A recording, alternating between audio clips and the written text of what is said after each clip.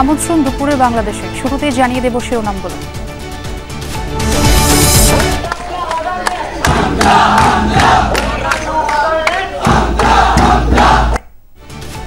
বাংলাদেশি বংশোদ্ভূত English footballer Hamza চৌধুরীকে বিমানবন্দরে সংবর্ধনা।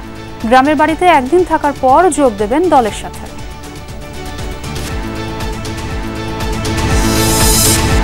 প্রধান উপদেষ্টার সাথে ঊর্ধ্বতন পুলিশ কর্মকর্তাদের বৈঠক। আইন শৃঙ্খলা পরিস্থিতির অবনতির জন্য বেকারত্ব আর রাজনৈতিক প্রভাবকে দুষছেন বিশ্লেষকরা। ডাকাতির এই অপরাধগুলো করার জন্য আমার পেশাদার অপরাধী তো আছেই, এর সাথে আবার এই যারা বেকার হয়েছেন তাদের একটা বড় অংশ জড়িত হয়ে পড়বে। পুলিশ বাহিনীকে রাষ্ট্রীয়ভাবে আন্ডারমাইন করা হচ্ছে। এই ধরনের অপরাধকে মোকাবেলা করার জন্য অনেক সময় সে সক্রিয় হয়ে উঠতে পারছে না। নির্বাচন কমিশনের সাথে ওআইসি-ভুক্ত 19 দেশের প্রতিনিধির বৈঠক। জাতীয় নির্বাচনের প্রস্তুতি নিয়ে আলোচনা। তাহলে প্রক্সি ছাড়া আর বিকল্প খুব একটা আছে বলে মনে হচ্ছে না, কারণ বাকি যে দুটো বিকল্প আছে এগুলো পাইলটিং পর্যায়ে যাওয়া যাবে, লার্জ স্কেল ডেভেলপমেন্ট হয়তো বা করা যাবে না। যুগপৎ আন্দোলনের শরিকদের নিয়ে নির্বাচনী জোট করবে বিএনপি, থাকছে না জামাত। এনসিপিকে চ্যালেঞ্জ মানলেও আপাতত কৌশলী অবস্থান। এখন যেটা শুরু হয়েছে তাতে তৃতীয় পক্ষকে সুযোগ দেওয়ার ব্যবস্থা হচ্ছে তো, তাই না? বিগত সরকারের আমলে 22,500 কোটি টাকার খেলাপি ঋণের দায় হয়েছে 3.5 লাখ কোটি। অনিয়মের সঙ্গে ছিল কেন্দ্রীয় ব্যাংক, সুশাসনের তাগিদ। যারা নাকি এগুলো স্যাংশন করছে আপনাদের কি কোনো ওয়ে আউট ছিল না? Why don't you submit your resignation? যারা ঋণ নিছে তাদের বিরুদ্ধে শাস্তির ব্যবস্থা করতে হবে, যারা জেনে শুনে এই ঋণ দেওয়ার ব্যবস্থা করেছে তাদের বিরুদ্ধে কঠোর শাস্তির ব্যবস্থা করতে হবে।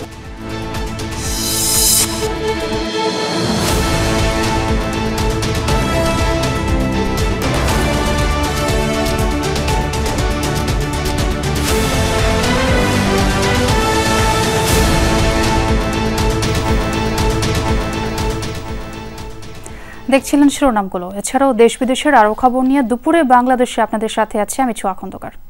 জাতীয় দলের হয়ে খেলতে সিলেট পৌঁছেছেন হামজা চৌধুরী। সকাল 11:34 ওসমানী বিমানবন্দরে ল্যান্ড করেছেন এই মিডফিল্ডার।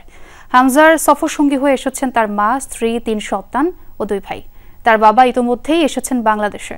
বিমানবন্দরে হামজাকে বরণ করে নেন বাংলাদেশ ফুটবল ফেডারেশন কর্মকর্তারা। সিলেট থেকে হামজা যাবেন হবিগঞ্জ জেলার বাহুবলের নিজ গ্রাম স্নানঘাটে। হামজা নিরাপত্তা নিশ্চিত করেছে বাফুফে। নিরাপত্তার চাদরে মুড়ে ফেডারেশনের বিশেষ গাড়ি করে হামজা ফিরবেন গ্রামে। একটি ছাদখোলা জিপে সফর করবেন হামজা। হবিগঞ্জে একদিন থাকার পর 19 তারিখ সকালে ঢাকায় ফেরার কথা রয়েছে হামজার।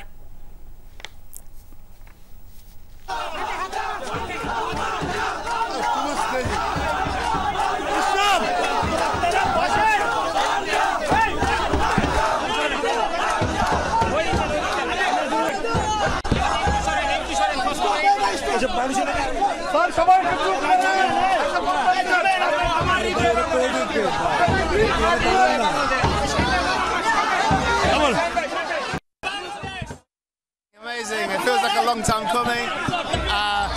I'm excited to be here.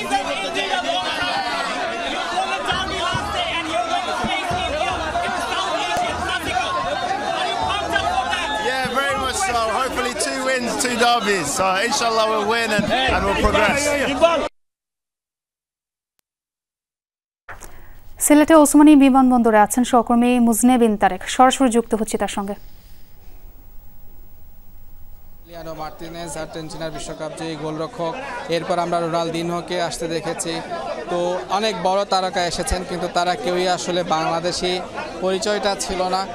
সেই জায়গায় তাদের মতো বড় মাপের ফুটবলার না হলেও হামজা চৌধুরী, তিনি ইংলিশ প্রিমিয়ার লিগে খেলেছেন এবং FA কাপ শিরোপা জয়ী।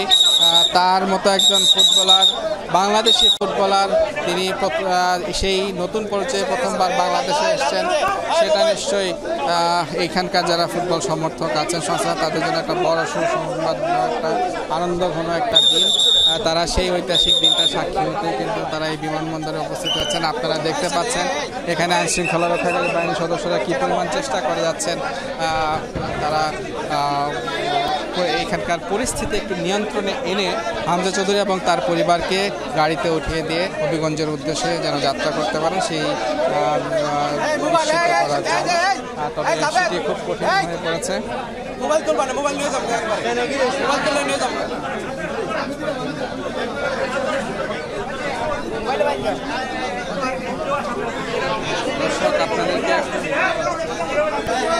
দর্শক আপনাদেরকে দেখানোর চেষ্টা করছে হামজা চৌধুরী।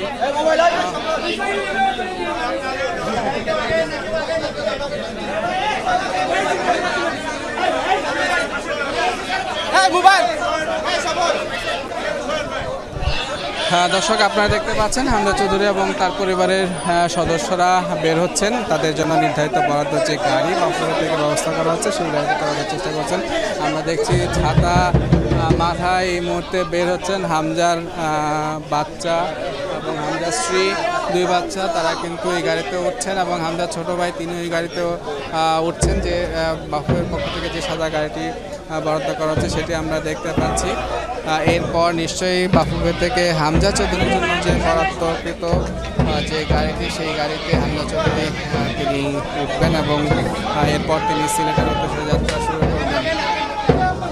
আমরা দেখতে পাচ্ছি, আমরা যদি ভুল না হয়ে থাকে তো আমরা দেখেছি যে হামজা চৌধুরীর তার দুই সন্তান তারা কিন্তু গাড়িতে উঠেছেন এবং খুব সম্ভবত তার ছোট ভাই তিনিও এই গাড়িতে ওঠার চেষ্টা করেছেন এবং তার পরিবারের এখানকার হবিগঞ্জের পরিবারের সদস্যরা আছেন, যারা আত্মীয় স্বজন আছেন তারাও কিন্তু আমরা দেখতে পাচ্ছি এই গাড়িতে উঠছেন এবং হামজা চৌধুরী কিছুক্ষণ পর তিনি বের হবেন সেখান থেকে।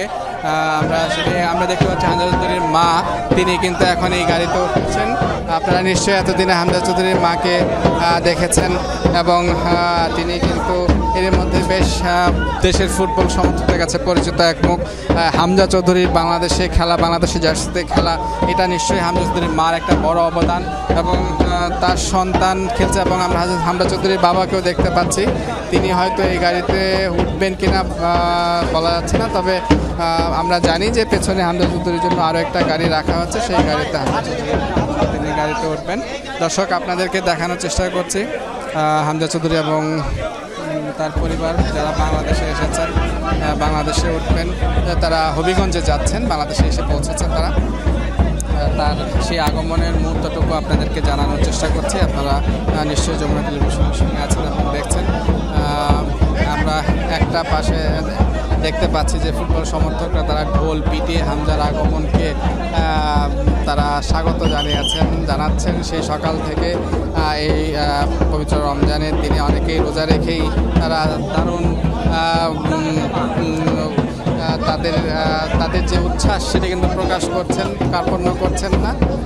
সেই সমর্থকরাও নিশ্চয়ই হামজা চৌধুরীর জন্য বড় প্রেরণা উৎস হবেন এবং হামজা চৌধুরী যেমন দেশের ফুটবল এবং এই সমর্থকদের জন্য প্রেরণা হবেন, তেমনি হামজা চৌধুরীও তাদের জন্য একটা প্রেরণা। আমরা এখন দেখতে পাচ্ছি যে হামজা চৌধুরীর পরিবার, বিশেষ করে তার মা আর স্ত্রী, তার সন্তানদের বহনকারী গাড়িটি এই মুহূর্তে ভিআইপি গেট থেকে ছেড়ে যাচ্ছে এবং ঠিক তারপরে হামজা চৌধুরীকে বহন করবে যে গাড়িটি, সেই গাড়িটিকে কিন্তু আমরা দেখতে পাচ্ছি এর মধ্যে ভিআইপি গেটের ঠিক সামনে এসে উপস্থিত হচ্ছে এবং এই গাড়িটিতে করে হামজা চৌধুরী তিনি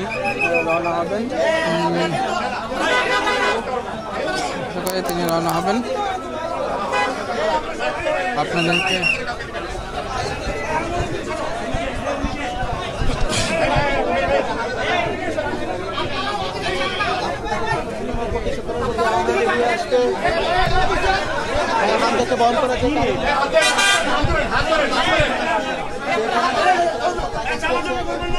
পরিবারের সদস্যরা গিয়েছে এখন আরো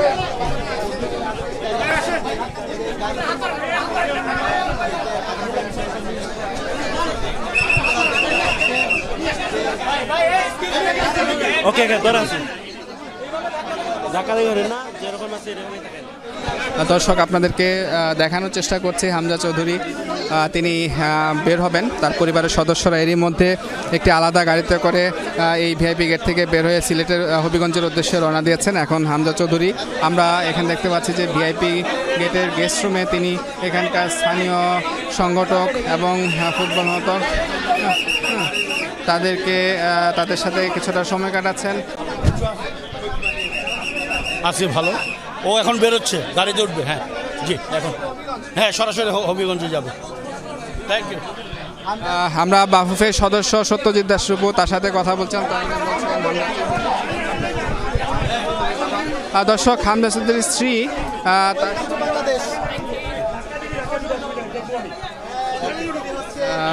এই মুহূর্তে দেখতে পাচ্ছি যে হামজা চৌধুরী নির্ধারিত গাড়িতে হচ্ছেন এবং লম্বা একটা জার্নি শেষে তারা কিন্তু লম্বা জার্নি শেষে তারা কিন্তু এসেছেন।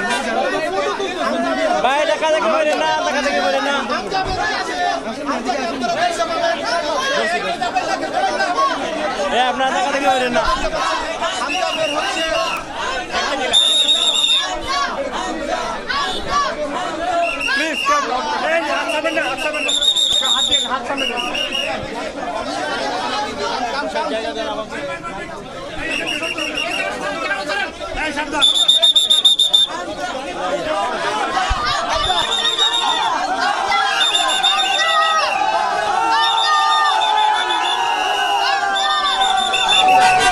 দর্শক, আপনারা দেখতে পাচ্ছেন যে হামজা চৌধুরী তার জন্য নির্ধারিত যে গাড়ি, সেই গাড়িতে তিনি চলেছেন।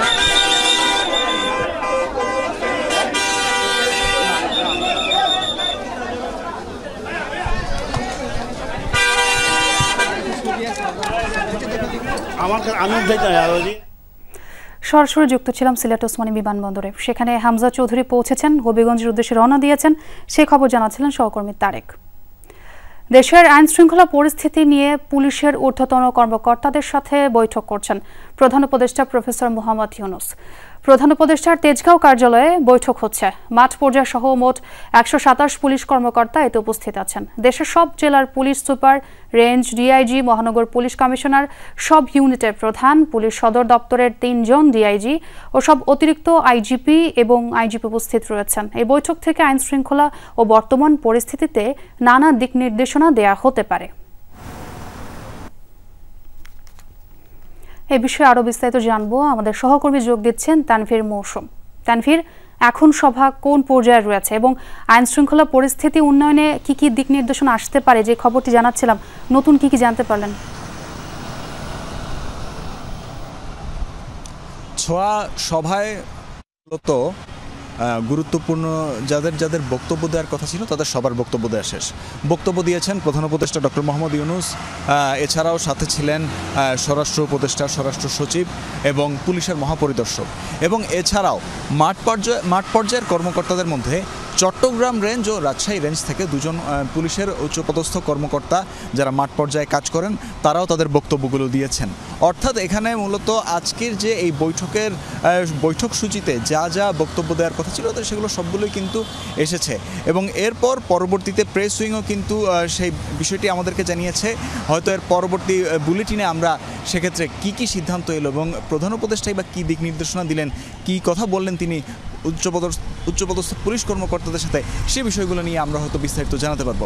তবে এই মুহূর্তে সর্বশেষ যে আপডেটটি হচ্ছে সেটি হলো এখানে যাদের কথা বলার কথা ছিল তারা সবাই আসলে কথা বলেছেন, সবাই তাদের বক্তব্য পেশ করেছেন, এবং পুলিশদের তরফ থেকে আসলে পুলিশ সংস্কার কমিশন সহ অন্যান্য যে সকল বক্তব্যগুলো ছিল, মতামতগুলো ছিল, সেগুলোও দেওয়া শেষ।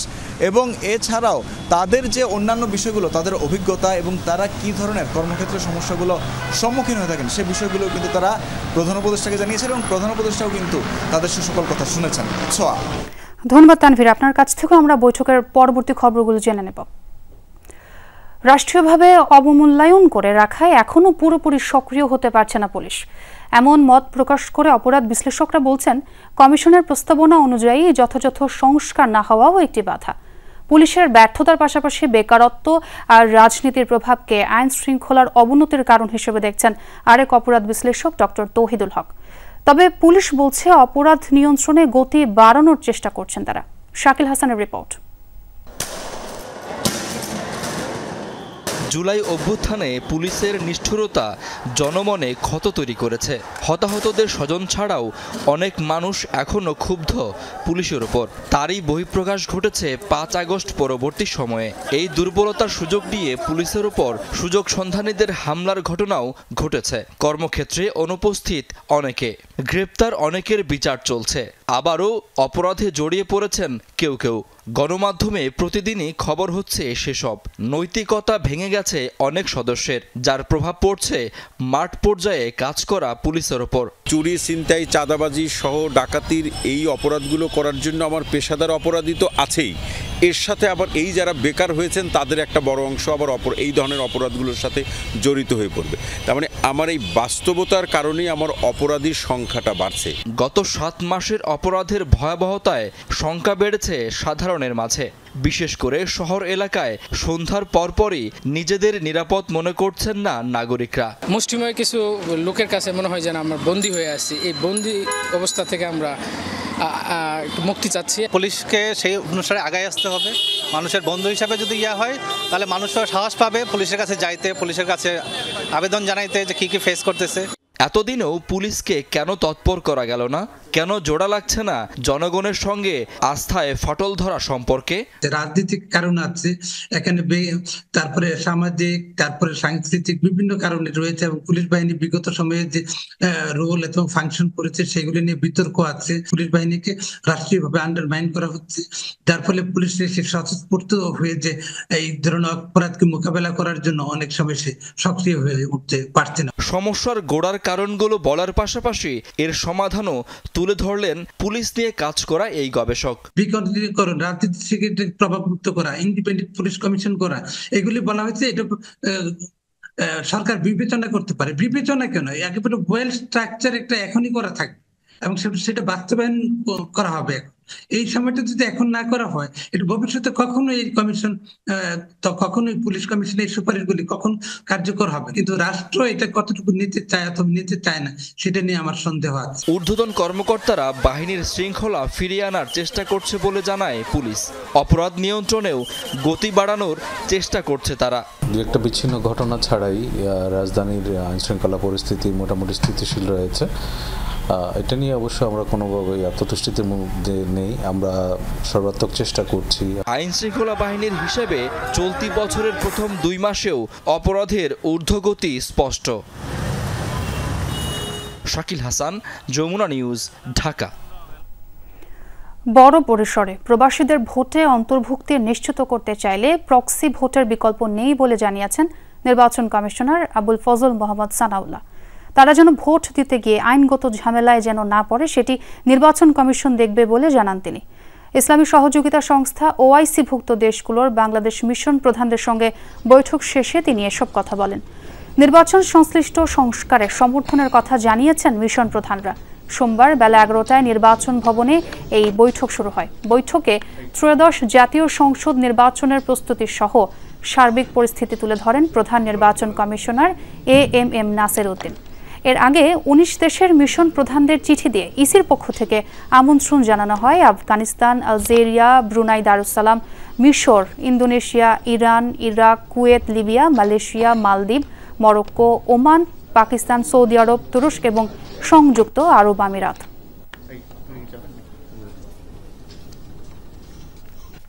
আর বড় স্কেলে যদি আগামী নির্বাচনে যদি আমরা প্রবাসীদেরকে ভোট দেওয়াতে চাই তাহলে প্রক্সি ছাড়া আর বিকল্প খুব একটা আছে বলে মনে হচ্ছে না। কারণ বাকি যে দুটো বিকল্প আছে এগুলো পাইলটিং পর্যায়ে যাওয়া যাবে, লার্জ স্কেল ডেভেলপমেন্ট হয়তো বা করা যাবে না। নতুন রাজনৈতিক বাস্তবতায় নির্বাচন নিয়ে কৌশল পরিবর্তন করেছে বিএনপি। এককভাবে নয়, যুগপৎ আন্দোলনের শরিকদের নিয়ে নির্বাচনী জোট করার পথে দলটি। শীর্ষ নেতারা জানান, নির্বাচনের তফসিল ঘোষণার পরই আসন ভাগাভাগি নিয়ে চূড়ান্ত সিদ্ধান্ত হবে। তবে জামাতের সাথে এবার কোনো জোট করছে না বিএনপি। নতুন দল এনসিপির সাথে নির্বাচনী সমঝোতা নিয়ে এখনই কোনো সিদ্ধান্ত নিতে নারাজ দলটি। সহকর্মী আরিফিন শাকিলের রিপোর্ট। ডিসেম্বরে নির্বাচন হতে পারে এমন লক্ষ্য নিয়ে প্রস্তুতি নিচ্ছে বিএনপি। সেই সমীকরণে ছোট দলের বড় নেতাদের কাছে রাখার চেষ্টায় দলটি। এক্ষেত্রে হাসিনা বিরোধী যুগপৎ আন্দোলনের সহযোগীদেরই ভোটের ট্রেনের সহযাত্রী করতে চায় তারা। সমমনাদের দেওয়া হচ্ছে জাতীয় সরকারে রাখার প্রতিশ্রুতিও। বিএনপি এখন পর্যন্ত জোটগতভাবে নির্বাচন করার ইচ্ছা রয়েছে এবং আমরা 300 আসনের প্রার্থী দেবই। তাতে বিএনপির প্রার্থীরাও থাকবে, সাথে সাথে যারা আমাদের সাথে জোট সঙ্গী আছে যুগপৎ আন্দোলনে যারা আমাদের সঙ্গী তাদের মধ্য থেকে প্রার্থী দেওয়া হবে এবং নির্বাচনের ফলাফল ঘোষণার পরে পরিস্থিতি দেখে আমরা চেষ্টা করব একটা জাতীয় সরকার গঠন করার জন্য, বিএনপি যদি সংখ্যাগরিষ্ঠতা পায়। আমরা আমাদের সাথে যুগপৎ আন্দোলনে যারা আমাদের শরিক ছিল, যারা ফ্যাসিবাদ বিরোধী গণতান্ত্রিক আন্দোলনে আমাদের সাথে ছিলেন, তাদেরকে সাথে নিয়ে নির্বাচন করার আমাদের একটা সিদ্ধান্ত আছে, সেটা সামনে দেখা যাবে। তবে নির্বাচনে এই যাত্রায় বিএনপির সামনে বড় চ্যালেঞ্জ নতুন রাজনৈতিক দল জাতীয় নাগরিক পার্টি এনসিপির আত্মপ্রকাশ। দলটির নেতাদের নির্বাচন সংক্রান্ত বক্তব্য ও তৎপরতা নিয়ে আলোচনা হয়েছে বিএনপির স্থায়ী কমিটিতে। যদিও এনসিপিকে চ্যালেঞ্জ মনে করলেও নির্বাচনী সমঝোতার ক্ষেত্রে কৌশলী অবস্থান বিএনপির। নেতারা বলছেন রাজনীতিতে শেষ বলে কিছু নেই। পলিটিক্সে কিছুই উড়িয়ে দেওয়া যায় না, পলিটিক্স সবসময় ঘুরতে থাকে। সুতরাং এখন কিছু মন্তব্য করা আমার জন্য কঠিন। এখন তো জাতীয় ঐক্য করা দরকার। এখন যেটা শুরু হয়েছে তাতে তৃতীয় পক্ষকে সুযোগ দেওয়ার ব্যবস্থা হচ্ছে তো, তাই না? তো জাতীয় ঐক্যমতটা খুবই জরুরি। সেই জাতীয় ঐক্যমত হইতে পারে, ডিপেন্ড করে তখনকার পলিটিক্যাল সিনারিও কি দাঁড়াবে। নির্বাচনের তফসিল ঘোষণা হোক, তারপরে কে কার সাথে জোটবদ্ধ হয় সেটা পরবর্তীতে দেখা যাবে। নির্বাচনী প্রক্রিয়ায় যে সকল রাজনৈতিক দল অংশগ্রহণ করে তারা সবাই প্রতিদ্বন্দ্বী হয়, এখানে প্রতিপক্ষ ভাবার কোনো কারণ নাই। জাতীয় সংসদ নির্বাচনে জামাতের সাথে কোনো জোট হবে না বলেই জানিয়েছেন বিএনপি নেতারা। আরিফিন শাকিল, যমুনা নিউজ, ঢাকা। কোনো ধরনের অভিযোগ বা ভোগান্তি ছাড়াই চতুর্থ দিনের মতো অনলাইনে বিক্রি হচ্ছে রেলের ঈদযাত্রার টিকিট। সকাল 8টায় পশ্চিমাঞ্চলের টিকিট বিক্রি শুরু হলে প্রথম আধা ঘন্টায় ওয়েবসাইটে হিট করেন 1 কোটি মানুষ। এমন তথ্য জানিয়েছেন কমলাপুর রেলওয়ে স্টেশনের ম্যানেজার শাহাদাত হোসেন। তিনি জানান, আজ পশ্চিমাঞ্চল ও পূর্বাঞ্চল রুটের জন্য মোট 33,199 টিকিট বিক্রি হবে। বিকাল 2টা থেকে পাওয়া যাবে পূর্বাঞ্চল রুটের টিকিট। সকাল 11টা পর্যন্ত পশ্চিমাঞ্চল রুটের বরাদ্দকৃত 16,634 টিকিটের মধ্যে 16,019 বিক্রি হয়। শতভাগ টিকিট অনলাইনে বিক্রি হওয়ায় কমলাপুর রেল স্টেশন ঘিরে নেই মানুষের বাড়তি জটলা। স্বাভাবিকভাবে চলছে রেল চলাচল।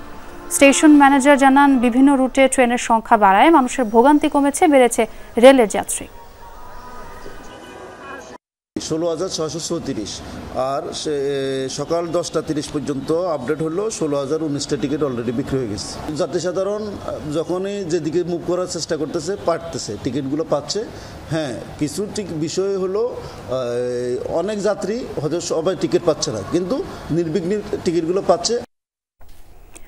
বাংলাদেশ এয়ারপোর্ট সিকিউরিটি ফোর্স গঠনের প্রস্তাব বাতিল সহ 6 দফা দাবিতে সকালে বিক্ষোভ করেছে বাংলাদেশ বেসামরিক বিমান চলাচল কর্তৃপক্ষের কর্মকর্তা কর্মচারীরা। এ সময় তারা বিমানবন্দর সড়কও অবরোধ করে। সকালে বেবি চকের প্রধান কার্যালয়ের সামনে মানববন্ধন ও বিক্ষোভ করে তারা। পরে কিছুক্ষণ প্রধান সড়কে অবস্থান নিয়ে রাস্তা বন্ধ করে দেন তারা। এই সময় এক পাশের সড়কে যান চলাচল কিছু সময় বন্ধ থাকে। পরে সিভিল এভিয়েশন চেয়ারম্যানের অনুরোধে রাস্তা ছেড়ে দেন আন্দোলনকারীরা। অবস্থান নেন বেবি চকের প্রধান কার্যালয়ের ভেতরে। এ সময় বেবি চকে বিমান বাহিনীর আধিপত্যের বিরুদ্ধে বিভিন্ন স্লোগান দিতে থাকেন কর্মচারীরা। পরে দাবি দাওয়া শুনতে আন্দোলনকারীদের কাছে আসেন বেবি চকের চেয়ারম্যান। এ সময় তিনি আশ্বস্ত করেন, বেবি চকের কর্মকর্তা কর্মচারীদের সাথে কোনো ধরনের বৈষম্য করা হবে না।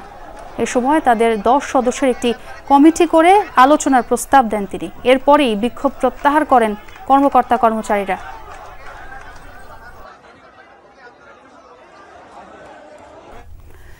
দেশের বিভিন্ন বিমানবন্দরে বিক্ষোভ করছেন সিভিল এভিয়েশন কর্মকর্তা কর্মচারীরা। সকাল থেকে নীলফামারী, চট্টগ্রাম, কক্সবাজার সহ বিভিন্ন স্থানে এয়ারপোর্ট এলাকায় বিক্ষোভ কর্মসূচি পালন করছে তারা। আন্দোলনকারীরা বেসামরিক কর্মকর্তা কর্মচারীদের বদলে একটি বাহিনীর সদস্যদের দখলদারিত্বের অভিযোগ করেন। বেসামরিক বিমান চলাচল কর্তৃপক্ষের নিজস্ব নিরাপত্তা সংস্থা গঠনের উদ্যোগ বন্ধের দাবি জানান কর্মকর্তা কর্মচারীরা। ব্যাংকিং খাতে খেলাপি ঋণ প্রায় 3.5 লাখ কোটি টাকা, যা বিতরণ করা ঋণের 20% বেশি। বিশ্লেষকরা বলছেন, সরকার বদলের পর প্রকৃত চিত্র তুলে ধরা হচ্ছে, যার ছাপ পড়েছে খেলাপিতে। এছাড়া আইনে পরিবর্তন এবং বেক্সিমকো সহ বড় কয়েকটি গ্রুপের ঋণ খেলাপি হয়ে পড়ায় পরিমাণ বেড়েছে। সামনের দিনে আরও বাড়ার শঙ্কাও রয়েছে। জনরোষে ক্ষমতা হারানো বিগত সরকারের আমলে বেশ কয়েকটি ব্যাংক দখলে নিয়ে চালানো হয় লুটপাট। এছাড়া সরকারি বেসরকারি কিছু ব্যাংক থেকেও নিয়ম বহির্ভূতভাবে নামে বেনামে ঋণের নামে বের করে নেওয়া হয় অর্থ। বাধা দেওয়ার পরিবর্তে অনেক ক্ষেত্রে অনিয়মের সঙ্গী হয়েছে বাংলাদেশ ব্যাংক। খেলাপি লুকিয়ে রাখতেও নেওয়া হয় নানা উদ্যোগ। বড় বড় শিল্প গ্রুপ ঋণ খেলাপি হলেও দেখানো হয় নিয়মিত। পট পরিবর্তনের পর বেরিয়ে আসে প্রকৃত চিত্র। বাংলাদেশ ব্যাংকের সবশেষ তথ্য অনুযায়ী ব্যাংকিং খাতে খেলাপি ঋণ 3,45,000 কোটি টাকার উপরে, যা বিতরণ করা ঋণের 20% বেশি। গেল বছরের শেষ 6 মাসেই বেড়েছে 1,34,000 কোটি টাকার উপরে। বিশ্লেষকরা বলছেন, আগে খেলাপি লুকিয়ে রাখা হলেও এখন সেখান থেকে সরে এসেছে বাংলাদেশ ব্যাংক। তুলে ধরা হচ্ছে প্রকৃত তথ্য। এছাড়া আইনের পরিবর্তনের কারণেও বাড়ছে খেলাপি। আগে হাইড করা হতো, এখন অন্তত এগুলো জানাতে হচ্ছে। আর সেকেন্ডলি হচ্ছে যে এখন আমরা ইন্টারন্যাশনাল স্ট্যান্ডার্ড প্র্যাকটিসে ফিরে গেছি। বাসেলের নিয়ম অনুযায়ী 3 মাস হয়ে গেলেই তোমাকে সাবস্ট্যান্ডার্ড ডিক্লেয়ার করতে হবে, ডাউটফুল ডিক্লেয়ার করতে হবে, তারপরে ব্যাড অ্যান্ড লস ডিক্লেয়ার করতে হবে 9 মাসের মাথায়, তাই না? তো আগের নিয়মগুলো তো এখন আর অ্যাপ্লাই করতে পারছে না। ঋণ বেড়ে গেছে খেলাপি ঋণ আর কি, সেটা কিন্তু আগে স্বৈর শাসনের আমলেরই ঋণ, কিন্তু সেগুলো হাইড করে রাখা হয়েছিল, এখন সেগুলো জনসমক্ষে চলে আসছে। এবং আমার মনে হয় যে অদূর ভবিষ্যতে আরও অনেক কিছু বেরিয়ে আসবে যেগুলো এখনও প্রকাশিত হয়নি, সেই স্বৈর শাসনের কুকীর্তির কর্মকাণ্ড। 22,500 কোটি টাকার খেলাপি নিয়ে যাত্রা শুরু করা আওয়ামী লীগ সরকার বিদায় নিয়েছে প্রায় 3.5 লাখ কোটিতে রেখে। 15 বছরে বেড়েছে 15 গুণের বেশি। শেষ 5 বছরে খেলাপি বেড়েছে সবচেয়ে বেশি। বিশ্লেষকরা বলছেন, খেলাপির পরিমাণ বৃদ্ধিতে গ্রাহকদের পাশাপাশি দায় আছে ব্যাংকারদেরও। তাই উভয় পক্ষকেই আইনের আওতায় আনার পরামর্শ তাদের। যারা এই ঋণ নিছে এবং যারা দিছে, এই উভয়ের শাস্তির ব্যবস্থা করা দরকার। যদি আমরা ভবিষ্যতে এই খেলাপি ঋণের হাত থেকে বাঁচতে চাই, তাহলে যারা ঋণ নিছে তাদের বিরুদ্ধে শাস্তির ব্যবস্থা করতে হবে। যারা জেনে শুনে এই ঋণ দেওয়ার ব্যবস্থা করেছে তাদের বিরুদ্ধে কঠোর শাস্তির ব্যবস্থা করতে হবে। তাহলেই শুধুমাত্র এই দেশ এই খেলাপি ঋণের দায় থেকে ভবিষ্যতে মুক্তি পাবে। যারা দিয়েছে তারা একেবারে দায়ী না। সব ঋণই কি আপনার কি বলে পলিটিক্যাল ইনফ্লুয়েন্স হয়েছে নাকি, তাই না? এক পক্ষ খালি চাপ দিয়ে খেলে নিয়ে গেল, এটা বলে আপনি পার পেয়ে যাবেন, তা তো না, তাই না? আর যারা নাকি এগুলো স্যাংশন করছে, আপনাদের কি কোনো ওয়ে আউট ছিল না? Why don't you submit your resignation, তাই না? তোমার রেজিগনেশন কেন সাবমিট করো নাই, তাই না? ব্যাংকিং খাতে শৃঙ্খলা ফেরানো এবং লুটপাট বন্ধে সুশাসন প্রতিষ্ঠায় মনোযোগ দেওয়ার পরামর্শ বিশ্লেষকদের। আলমগীর হোসেন, যমুনা নিউজ, ঢাকা। বিডিআর হত্যাকাণ্ডের বিস্ফোরক দ্রব্য নিয়ন্ত্রণ আইনের মামলায় 239 জন আসামির জামিন আদেশ হতে পারে আজ। এর আগে বৃহস্পতিবার কেরানীগঞ্জের কেন্দ্রীয় কারাগারে অস্থায়ী বিশেষ আদালতে জামিনের আবেদন দাখিল করা হয়। এদিন আদালতে সাক্ষ্য দেন মামলার 287 নম্বর সাক্ষী। পিলখানা হত্যাকাণ্ডের মামলায় 834 জন আসামির মধ্যে এখন পর্যন্ত জামিন পেয়ে মুক্তি পেয়েছেন 178 জন। নথি দাখিলে অসতর্কতার কারণে জামিন বিলম্বিত হয়েছে বলে অভিযোগ রাষ্ট্রপক্ষের আইনজীবীদের। এদিকে জামিনের আদেশ শুনতে অন্যান্য দিনের মতো ঢাকা মহানগর দায়রা জজ আদালতে ভিড় করেছে আসামির স্বজনরা। দ্রুত জামিনের আদেশ দেয়ায় দাবি জানিয়েছেন তারা। যারা নির্দোষী তাদের খালাস দিয়ে দিক, আর যারা দোষী তাদের শাস্তি দিক। আমাদের এটাই আবৃত্ত। আমাদের একটাই দাবি, আমাদেরকে বিডিআর জানি আজকে জামিনের আদেশ জানি আজকে দেয়। অপেক্ষার জীবনের সাথে লড়াই করতে হচ্ছে। অপেক্ষার জীবন যে কত কঠিন, এ তো যারা অপেক্ষার জীবন অতিবাহিত করতেছে তারাই বোঝে। এসি ও ফ্রিজে ব্যবহৃত নিম্নমানের গ্যাস বাজার থেকে প্রত্যাহার এবং সিন্ডিকেটের বিরুদ্ধে ব্যবস্থা নেওয়ার দাবিতে মানববন্ধন করেছেন আরএসি মালিক শ্রমিক কল্যাণ অ্যাসোসিয়েশন। সকালে পরিবেশ অধিদপ্তরের সামনে এই মানববন্ধন করা হয়। এ সময় এসি ও ফ্রিজে ব্যবহৃত গ্যাস সিন্ডিকেটের বিরুদ্ধে ব্যবস্থা নেওয়ার দাবি জানান মালিক শ্রমিকরা। অভিযোগ করেন, গ্যাস সিন্ডিকেটে জড়িত জিয়াউল হক ও তার মদতপুষ্টদের দিয়ে পরিবেশ অধিদপ্তর তদন্ত কমিটি গঠন করেছে। দ্রুত দাবি মানা না হলে সারা দেশে কঠোর আন্দোলনের হুঁশিয়ারি দেন কল্যাণ অ্যাসোসিয়েশন। বলেন, এসি ও ফ্রিজের জন্য নিম্নমানের গ্যাস চড়া মূল্যে বিক্রি হচ্ছে। সিন্ডিকেটের সঙ্গে যুক্ত নয় এমন আমদানিকারকদের লাইসেন্স দেওয়ার জোর দাবি জানানো হয়। R22 গ্যাসের যে লাইসেন্সগুলো আছে এগুলোকে বাতিল করতে হবে। নতুন করে যদি R22 গ্যাস বাংলাদেশে আনতে হয় তাহলে নতুনদেরকে লাইসেন্সের আওতায় নিয়ে আসতে হবে। কুমিল্লার স্বামীকে আটকে রেখে স্ত্রীকে 2 দফা দলবদ্ধ ধর্ষণের মামলায় 5 জনকে গ্রেফতার করেছে পুলিশ। রোববার দিনভর জেলার বিভিন্ন স্থানে অভিযান চালিয়ে আসামিদের গ্রেফতার করা হয়। পুলিশ জানায়, গেল 13 মার্চ ভুক্তভোগী স্বামীর সাথে লাকসামে নানা বাড়িতে যায়। পরদিন ভোরে নিজ বাড়িতে ফেরার জন্য লাকসাম বাইপাস মোড় থেকে সিএনজিতে ওঠে। সিএনজি চালক মাসুদ কৌশলে তাদের গন্ধামারা এলাকায় নিয়ে যায়। সেখানে স্বামীকে আটকে রেখে পরিত্যক্ত একটি বাড়িতে নিয়ে দলবদ্ধভাবে স্ত্রীকে ধর্ষণ করে মাসুদ ও আলী। পরিত্যক্ত ওই বাড়িটি উপজেলা আওয়ামী লীগের সাধারণ সম্পাদক মোহাম্মদ আলীর।